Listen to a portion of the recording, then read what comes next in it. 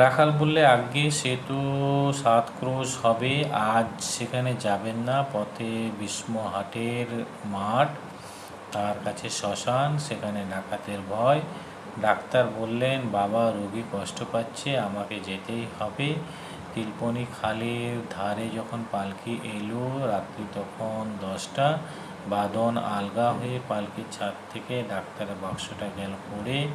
Castor অয়েলের শিশি ভেঙে চূর্ণ হয়ে গেল।